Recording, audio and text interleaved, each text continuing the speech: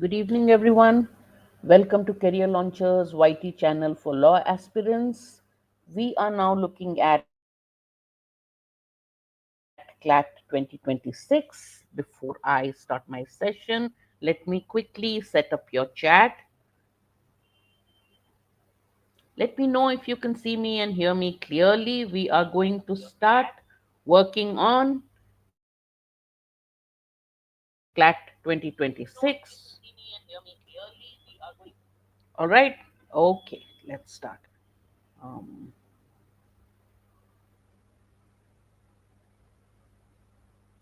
no, I can't. I still can't see any comments. Okay, I will look at this later. All right. So, as you know, the best way to preparing for CLAT is to hone your reading skills. You need to become very good readers. You need to read fast and answer questions based on it because the entire CLAT paper is based on passages. English passages, critical reasoning, logical reasoning. Also, you have passages. GK, you have passages. Legal aptitude, you have passages. If you can read fast, you can understand fast, you can answer more questions. At the end of the day, that is what will increase your accuracy and increase your score and therefore your rank. All right. Hello, Anubhav. All right, so today the passage I have chosen is exactly the length of a CLAT passage, around 300 words. I've taken it from an Indian Express editorial. Now, why do I always insist on this? I tell students you read the newspaper for the news, for general knowledge, and then you read editorials for an analysis of the most important news items of the day. That helps you develop critical thinking skills, that also helps in your reading comprehension. And if you answer this, first start reading newspapers. Anubhav, that's the first thing. Editorials of newspapers are what will help you the most. Books, articles, magazines, all are fine. Pick it up according to the genre you like. You can start with short stories and read novels. But the key is start with the humble newspaper. Read it from cover to cover, especially the editorials. Make sure you read the editorials and time yourself when you read the editorials. Initially, you may take about 10 minutes to read, but eventually you should push it down to 4 or 5 minutes. Then you know that you are doing good time. All right, so let's read today's passage. As always, as usual, like we prepared for CLAT 2025, we are going to read each slide for about a minute, and then after we finish reading the entire passage, I will summarize it for you so that you know that whenever you read a passage, you need to simplify it and put it in your own words as you're reading it. That will help you understand the passage better. Start reading, your time starts now. I'll give you a minute. Whatever you understand, please read. Okay, if you don't understand something, just keep reading. You will guess the meaning of sentences as you read on.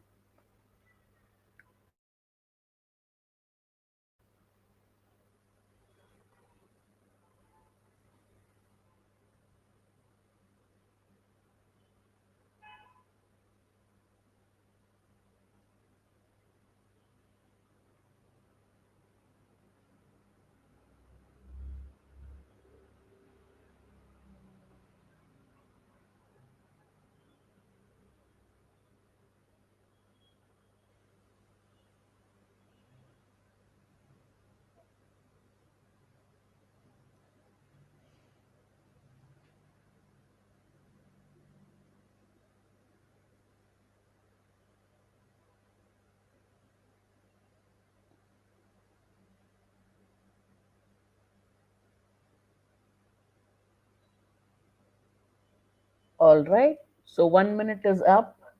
I don't know if you could finish reading the slide, but we'll move on to the next slide.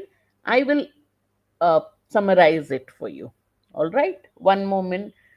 For this slide, you need actually 45 seconds, but I'll give you a minute.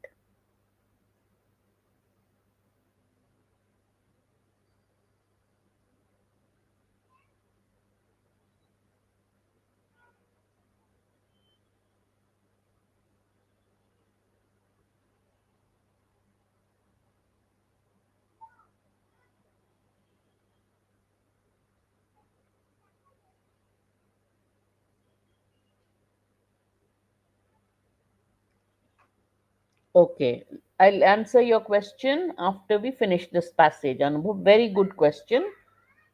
All right, I will answer after we finish the passage.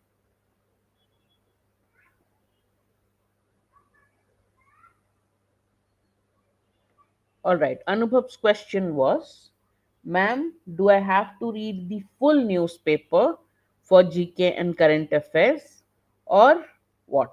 Obviously, the full newspaper, but you don't really read the newspaper in great detail. Do you? First, what do? You read the, oh, let me get my pen color. I don't like red. First, you read the headlines, right?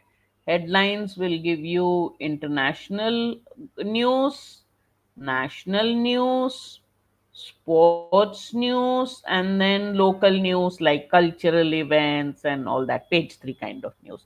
So, read the headlines first. In that headlines, whatever catches your fancy, you will know it. Assad, the Assad regime has finally gone in Syria, find out about that. What is happening on the Gulf front, find out. What is happening with Israel and Hamas, find out that. National level, what is happening in the parliamentary session, what is happening in the states, who is leading Maharashtra, who's the new chief minister of Maharashtra, who are the ministers in the cabinet, sports, what's happening in the India Australia test match, what is happening in the under 19 women's team, what is happening in the under 19 men's team. Local, is there any news that I need to follow? First, read the headlines, then pick up any news item that catches your fancy. The editorial will comment on the most important news item of the day. There'd be three. These two would be political kind of editorials, political social, and then the last one would be a shorter one.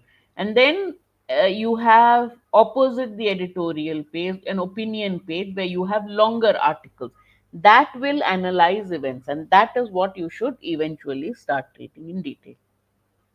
Does that answer your question, Anubhav? All right. This I picked up from an Indian Express editorial. Not a very well, not around. I think it appeared around November 28th, 30th, something like that. Somewhere around. I liked it. I liked the way the passage starts by talking about Sherlock Holmes and then goes on to talk about other things. Very interestingly done. Fictional sleuths, sleuths means detectives, have nothing on real life paleontologists. Okay, what does this expression mean? That is another good thing about editorials. The language is a little. So, when you read a newspaper report, the language will be very simple. But when you read editorials, the language is a different grade altogether. Sherlock Holmes and his ilk have pored over many a footprint, cigarette stub, and a bit of ash, magnifying glass in hand. The tools of the modern paleontologist are more sophisticated, but essentially of the same order. But the questions they investigate are far more difficult. The answer, much less definitive. So basically, he is saying, you know what? Fictional detectives and modern paleontologists have similarities. But the modern paleontologist, what does a paleontologist do? That's the next thing you need to know. I'm just going to underline words, find out the meanings of these words after the session. All right. He uses more sophisticated tools than Sherlock Holmes and other fictional detectives do. Sherlock Holmes used a magnifying glass and he went over footprints, cigarette stubs, and bits of ash. But the modern paleontologist, his tools are more sophisticated, and the questions they ask, the questions they investigate, if the answers to that are, Sherlock Holmes used to get a very final answer to things. Here their answers are much less definitive, means much less conclusive. It's not the final word, it's a very uncertain kind of answer. This may be true, yes, perfect, Anubhav. A paleontologist studies fossils, each incremental finding. So the paleontologist works stepwise, one small step after another. With each step, there is a slow, little more knowledge he gets. So each incremental finding tells the world a little more about its past and probably offers lessons for the present. Now, researchers have found in the footprints in the sand in Kenya a part of the hominid story that speaks of human evolution, that speaks of, right? Or the story speaks. So basically, they have found footprints in Kenya. Paleontologists have found footprints means not just the one on the road or something. They have found in their dig wherever, in the fossils wherever. They found footprints in the sands in Kenya, and that has answers about human evolution. All right. A paper, how do we know all this? This is from a paper published in the journal Science, which reveals how, by dating and analyzing fossils of footprints in the Turkana Basin in Kenya. This Turkana Basin was once a muddy lake shore. After analyzing the fossils, paleontologists were able to show that from the footprints fossils, they found two species closely related to Homo sapiens coexisted. What did the fossils tell them? That there were two species, and these two species were very close to us, Homo sapiens, and they coexisted. They lived around the same time. Members of the two species were at the site days, if not hours apart. And these two related species were in the same place a few days apart, not maybe not hours, but same days. That means they lived around the same time. One of them belongs to a genetic line now extinct, the other likely to a Homo erectus individual. The latter are direct ancestors of modern humans. So, out of the two species whose footprints they found, one species is now extinct. The other is related to, is likely a Homo erectus, who are our ancestors. Placing the actors on the scene is, of course, only half the battle. Now, they found this out. But this is only, again, another idiomatic expression. This is only half the battle. How did these two species live? We know the paleontologists have come up with an answer. These two species lived, coexisted, lived at the same time. But it doesn't tell us the other part of the answer. Did they compete? Did they cooperate? Did they avoid each other? How did they live? What did they think of each other? Footprints can only tell us so much, but they can be an important piece in a larger puzzle. So we have so many footprints have given us some answers, but they cannot give us all answers. That's what he says. For too long, why is he saying all this? Did they compete? Did they cooperate? Because he is going to tell us the next part. For too long, survival of the fittest was interpreted in the narrowest, most aggressive terms and used to justify every manner of human oppression, from racism to colonialism. So, Darwin's very famous expression, survival of the fittest, was interpreted by us in a very aggressive, narrow manner, and used to justify every kind of injustice, racism to colonialism. Homo sapiens were presented as an aggressive species which eradicated its competitors to emerge as dominant. So, the picture you have of Homo sapiens, if you've read this book by Jared Diamond, two authors. Since you asked me whose book should I read, Jared Diamond and Reading Comprehension. and Yuval Noah Harari.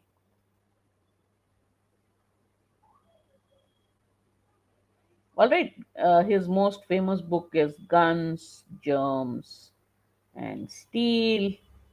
This,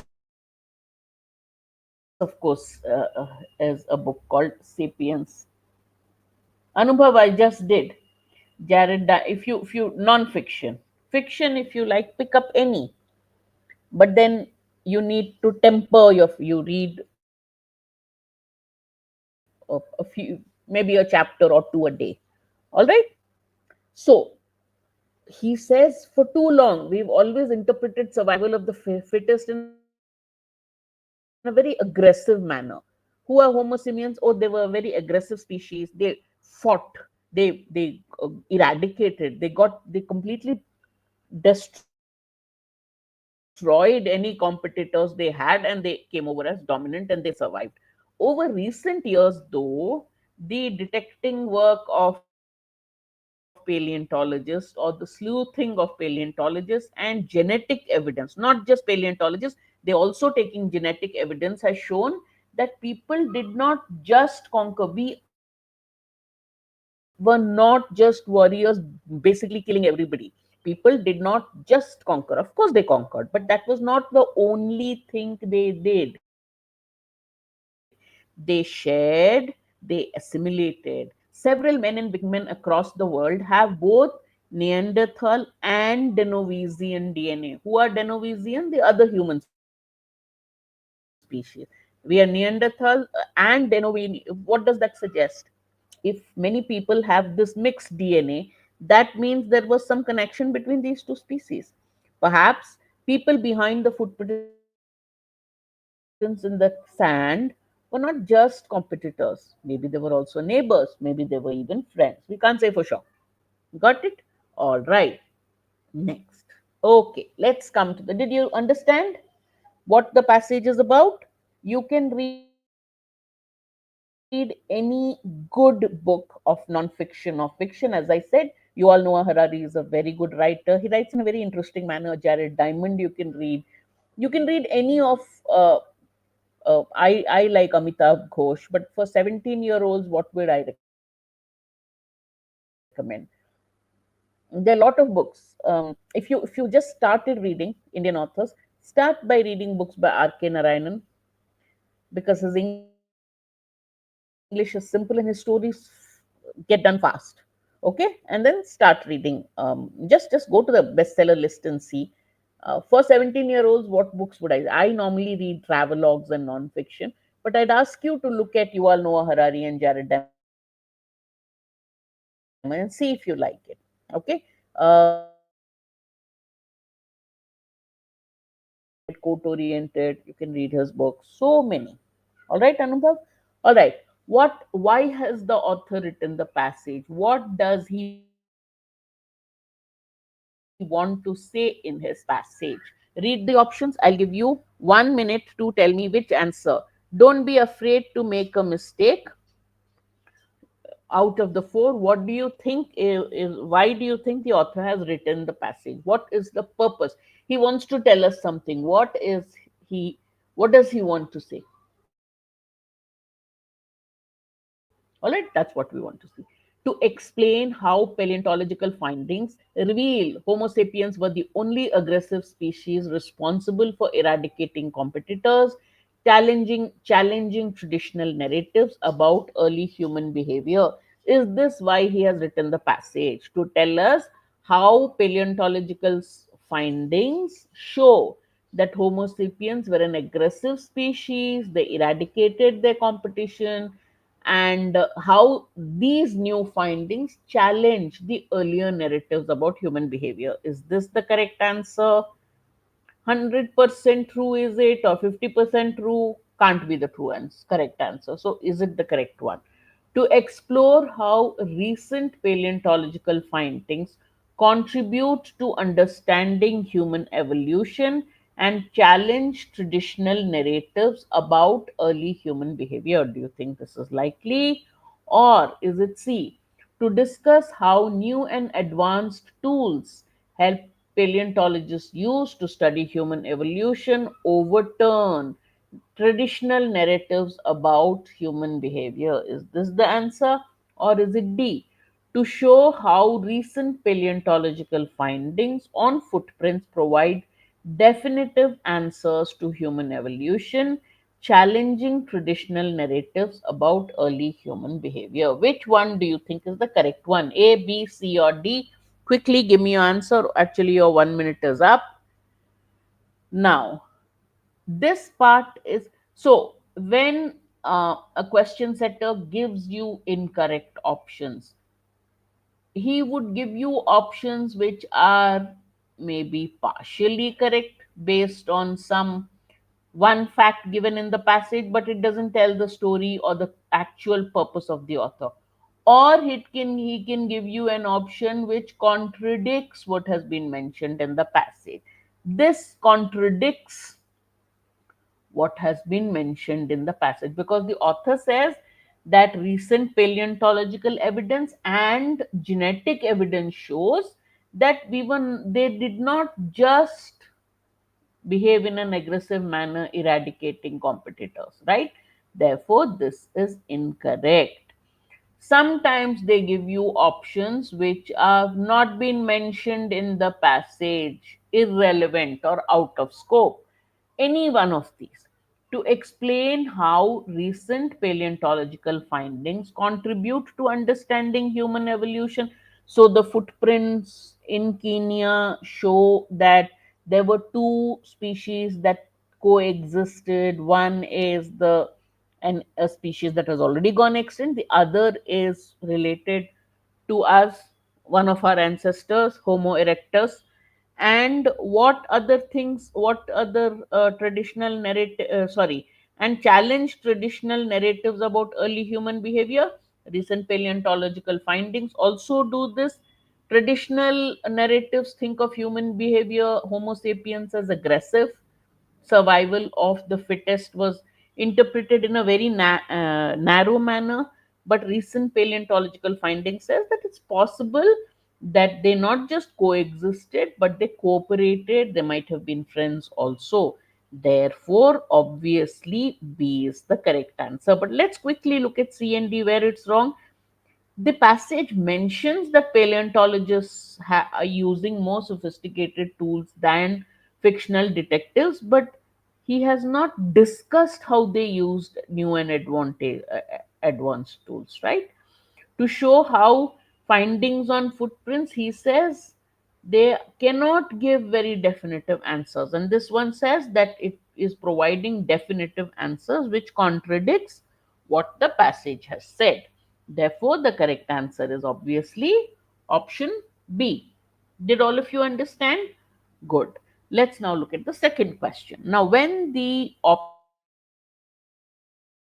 question starts with according to the passage, it's a direct question based on a specific detail given in the passage. Even if you remember the answer, as in you read the options and you say, yeah, this was given, I would suggest always cross checking, referring to the relevant section of the passage, just making sure, okay, this is it. I know my answer is right. Okay, that will take you an extra 10 seconds, but it will help you answer the question correctly. Traditional, according to the passage, traditional narratives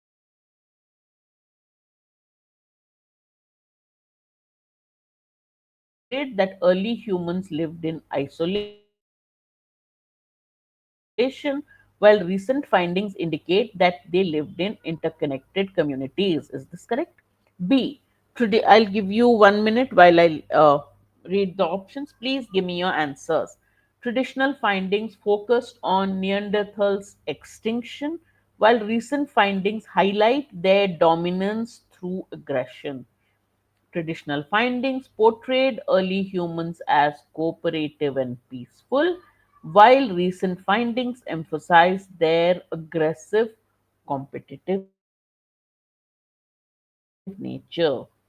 Traditional findings emphasized aggression and competition, while recent findings show that early humans also cooperated and assimilated with others. Quickly give me your answer. You've got 20 more seconds. Which one is the correct answer? Isolation versus interconnected communities. Has it been mentioned in the passage? If so, where? Neanderthal existence versus domination through aggression. Is it B? C. Traditional findings portrayed early humans as cooperative and peaceful. Well, let's quickly go back to the passage. Now, first part, I'm just telling you how to remember which part of the passage has the answer. First part, he just tells about recent researchers finding footprints in the sand in Kenya, which has given important answers on human evolution. So, first passage doesn't say anything about traditional traditional understanding of human behavior, interpretation of human behavior, and recent understanding. Second part tells you they found footprints which said that there were these two species who lived days apart in the same site. So the second paragraph says they found that two species coexisted. That is also not told us anything about the behavior of human beings. Third part, this is where he talks about human behavior. He says traditional. What is traditional? What has been thought of so far for too long? That is the traditional view. We thought of survival of the fittest in the most narrow and aggressive, manner. We thought it in aggressive terms, and we thought of Homo sapiens as an aggressive species which eradicated its competitors to emerge as dominant. So, traditional view was that Homo sapiens were aggressive and they eradicated their competition to and became the dominant species. Over recent years, though, whenever you find the word though and but, you know that the contrary, the other side of the picture is being presented. Paleontologists,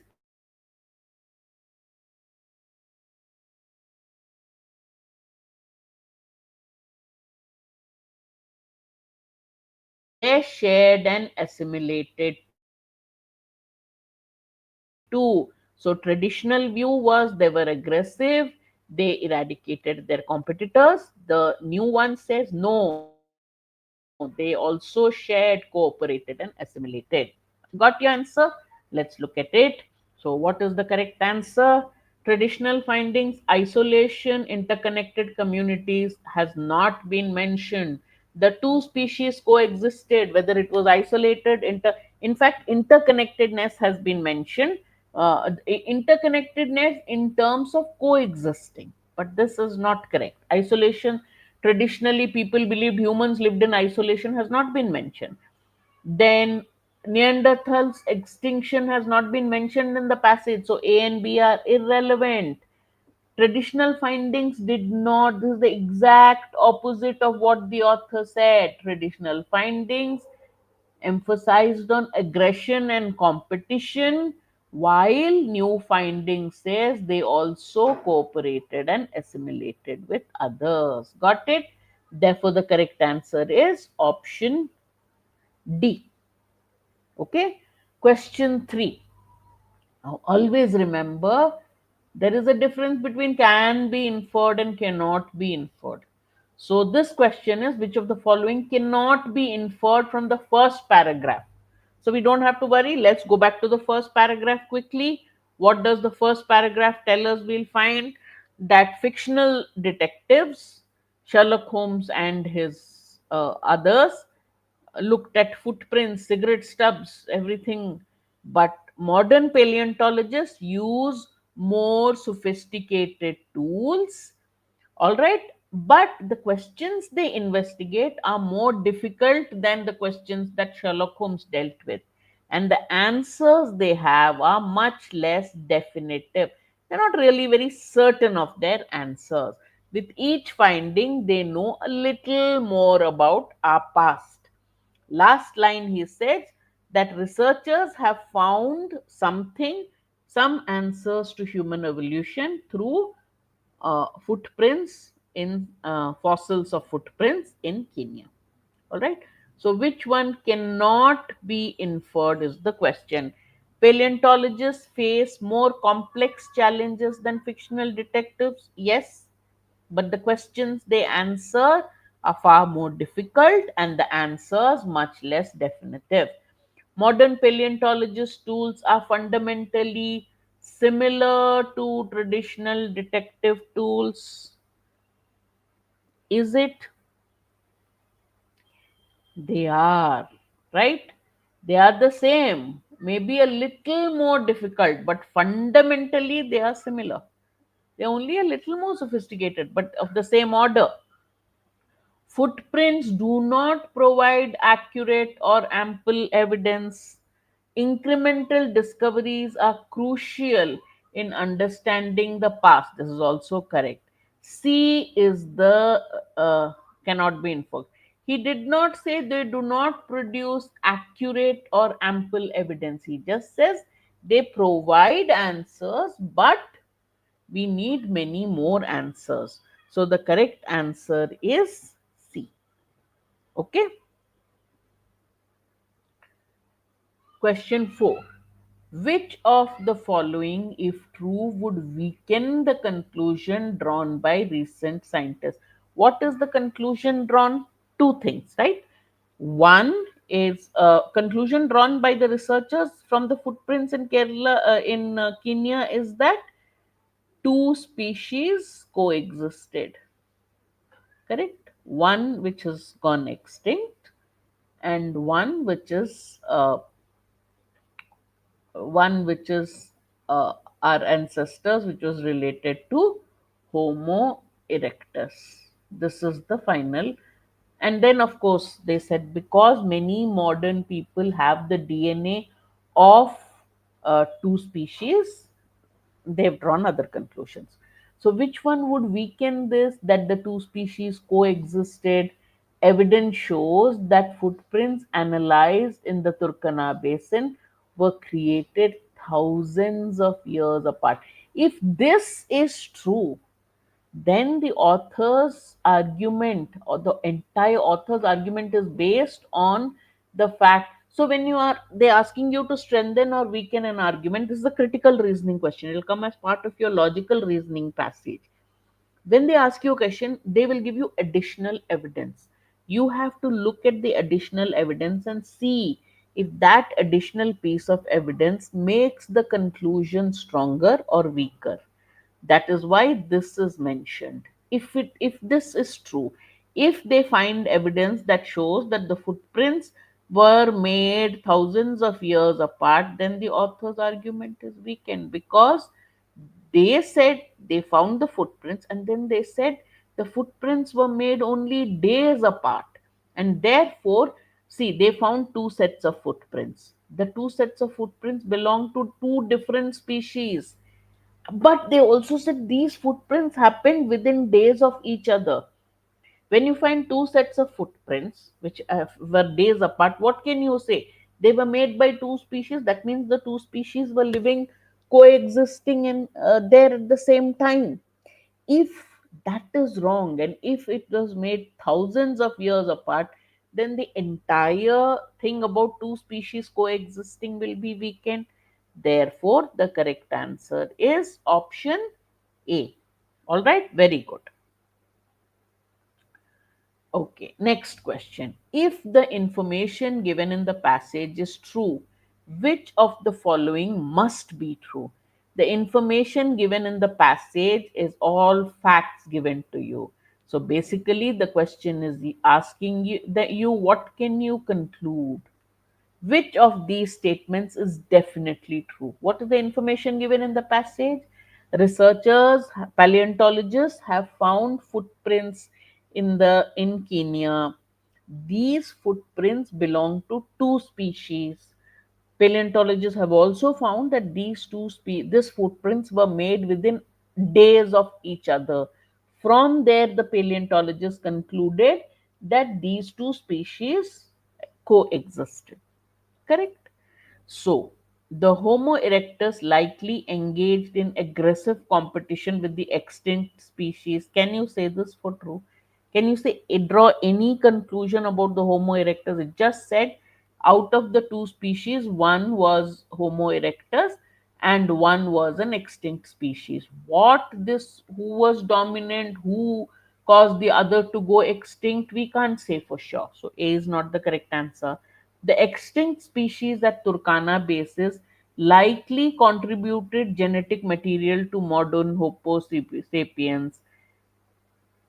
On the basis of what the author said, you can't. In next para, the author said many people have a mixed DNA, correct, of two species, Homo sapiens and some other species, Homo erectus and some other species. So, based on that, you can't say whether extinct species is there in modern Homo sapiens or not.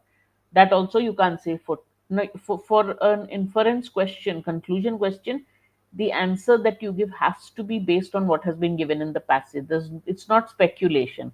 Footprints at the Turkana basis suggest that two species coexisted at the same location within a short time frame. That is what it said. They said these footprints were made within days of each other. The moment you say two sets of footprints were made within days of each other, but they belong to two different species, what's the obvious conclusion? That they coexisted. They lived around the same time, around the same location also. Otherwise, how did the footprints come at the same site? Therefore, C is the correct answer. Why is D not the correct answer?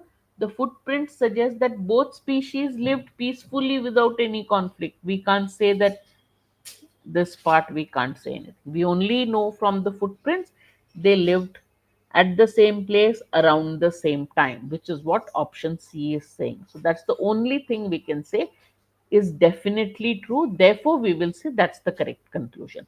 In all others, there's a maybe factor. It is possible, but I can't say that based on what's been given in the passage. Therefore, that cannot be the right answer. Do you understand? All right. Another inference question. Inference means based on what has been given to us. What has been given to us? A statement from the passage. Several men and women across the world have both Neanderthal and Denisovansian DNA. So, what does that mean? That means people have this mixed DNA of two different species, two different human species. What does that mean? What does mixed DNA indicate? That these two species interacted with each other. Therefore, they had shared genetic material. Correct. So we now will look at the options. Homo sapiens directly evolved from the Neanderthals and Denisovans without interbreeding or genetic mixing. If they directly evolved without interbreeding, how do they have mixed DNA? Therefore, A is not correct. Interbreeding. There must have been interbreeding for them to have shared genetic material. Interbreeding between Homo sapiens and other human species was there. That is why many people now also have DNA of both species, right? That's the obvious conclusion. Therefore, B is the correct answer. Understood? Good. Okay, now in CLAT, apart from reading comprehension based questions based on the text of the passage, they ask you a lot of questions based on words and expressions, sometimes a grammar question also. So he says, Holmes and his ilk. What do you think ilk means? He talked about fictional detectives and he says Sherlock Holmes and his ilk. What do you think ILK ilk means? Profession, family, expertise, or type? Quickly give me your answers. A, B, C or D? Ilk means type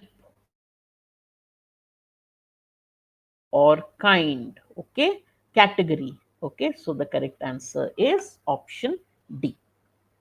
All right. Okay. Next question. What is the synonym of definitive? He says modern paleontologists cannot give definitive answers. Definitive means conclusive. I'm very certain there is no other answer to it.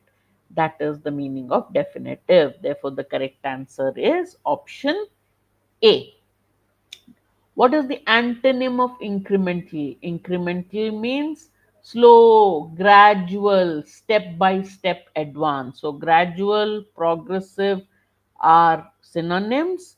Sudden is its antonym. Okay, option B. All right, last question of the set. This is half the battle. Knowing that they coexisted is only half the battle, but how did they coexist? Did they live in peace and harmony? Did they compete? Did they cooperate with each other? We do not know about that. So what is half the battle? Half the battle means achieving an important or significant part of a task. Okay, so footprints can tell you half, a lot of give you lot of information, but not the entire information. Got it? So option C is the correct answer. All right, did all of you get that? Good. Do you have any questions for me? No? All right. Join me again next Monday at 8 p.m. for one more passage analysis. Read the passage with me, answer questions with me. If we do it on a weekly basis, you will be all prepared for CLAT. I will make sure your English and reasoning skills are passage based questions you can answer easily and accurately. All right. uh, if you like the class, do press the like button, share the video with your friends, subscribe to our channel so that uh, you you can watch all the interesting sessions, useful and interesting sessions that we have to offer for law aspirants on our YT channel, exclusively for law aspirants. I will see you again on next Monday. Bye bye.